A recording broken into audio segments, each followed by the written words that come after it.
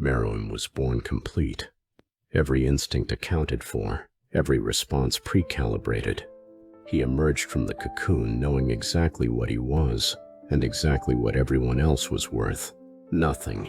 Ants existed as biomass. Humans existed as food. The royal guard existed as instruments. He needed nothing from anyone, and that was the design. The Chimera ant queen did not give birth to a child. She produced a conclusion. Meruem was the endpoint of an evolutionary line that had optimized for one thing: dominance. His body was a weapon.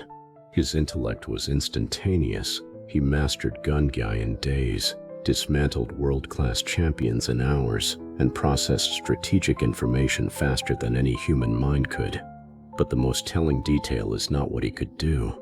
It is what he never had to do. Meruem never had to earn anything. He never had to negotiate. He never had to attach. Attachment is a survival mechanism. Infants bond to caregivers because they are helpless.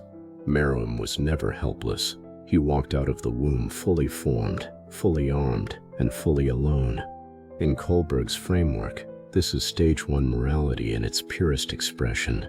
Authority is assigned, not justified. Something is right because the king says it is right. Something is wrong because the king punishes it. There is no principle beyond power. The royal guard did not follow Meruem because they believed in his vision. They followed him because their biology demanded it, and Meruem understood this perfectly. He was not a tyrant. He was a fact. Then the royal guard brought him a blind girl who played Gungai. Komugi was not supposed to matter.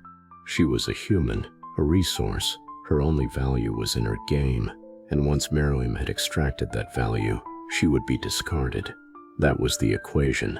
But equations require consistency, and Komugi was not consistent. She did not fear Meruem. She did not respect his authority. She did not even perceive it. The blindness was not a metaphor. It was a mechanism. Komugi literally could not see who she was playing against. She knew him only through the board, and on the board he was simply an opponent. For the first time in his existence, Meruem entered a space where his identity had no weight. He lost, again, and again, and again, and again, and Komugi did not flinch. She did not let him win out of fear. She did not mock him for losing. She simply played. The board was the only reality that mattered to her, and the board did not recognize kings. This is where the architecture of Meruem's psychology begins to shift. Not because he learned compassion, not because he discovered love, because he encountered something his biology had no protocol for: irrelevance. But what happened next was not a monster learning to love. It was attachment theory playing out inside a predator's brain, and the result rewired everything he was. It happened during another Gungi match, another loss. Meruem tried something new. He released his Nen aura, pure killing intent, flooding the room with the pressure of his existence. It was intimidation, psychological warfare. He was using the one weapon Komugi could not see to gain an advantage she would not give him. Komugi did not react. She could not feel Nen. She could not see his posture shift. She only knew the board, and on the board she still won. What followed was not a strategic recalculation. It was not a threat. Meruem looked at his own arm and tore it off. Poof was horrified. It was self-punishment. This moment is not guilt. Guilt requires a moral framework, and Meruem had none. This is something clinically more precise: cognitive dissonance. Festinger's theory describes what happens when two incompatible self-concepts collide. Meruem held two beliefs that could not both be true. I am king. My power is absolute, and I resorted to intimidation against a blind girl, and she still beat me. The arm was not an apology to Komugi. It was not compassion. It was a symptom. The predator's brain encountered a contradiction that dominance could not resolve. He did not know how to be wrong. He only knew how to punish. So he punished himself, because punishment was the only language his psychology understood. The arm was not the break. It was the first crack. Meruem had made a decision. Komugi was a distraction, an anomaly threatening the architecture of his identity. The logical solution was to eliminate the variable. He went to her room intending to kill her. He found an eagle attacking her instead. She was bleeding, and without thought, without calculation, Meruem killed the eagle and protected the girl whose death he had already decided was logical. He could not explain it. He did not understand it, but the action had already happened, and his psychology could not undo what his body had just done. This is where Bowlby enters the frame. Attachment theory holds that secure bonds are the prerequisite for moral development. An infant who forms a healthy attachment learns empathy, reciprocity, and concern for others. An infant who does not, or in Meruem's case, a being who never needed to, remains trapped in self-referential morality.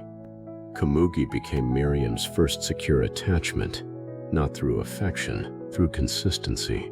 She showed up every day. She played every match with complete sincerity. She never asked for anything except the game.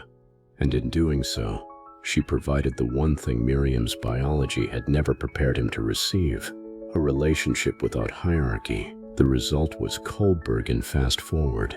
Meruem moved from stage 1, I am king, therefore I am right, through the conventional stages of social order and law, and approached stage 5, the recognition that principles exist outside of authority, and that authority must justify itself to those principles.